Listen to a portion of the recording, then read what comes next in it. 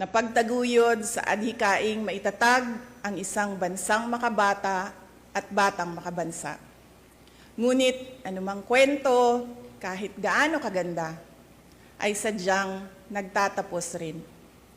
Earlier today, June 19, 2024, I sought an audience with the President and tendered my resignation as the Secretary of Education effective July 19, 2024.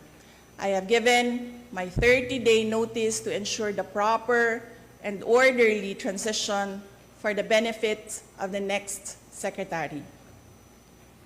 Mga kababayan, ang aking pagbibitiw ay hindi lulan ng kahinaan, kundi dala ng tunay na malasakit para sa ating mga guro at kabataang Pilipino.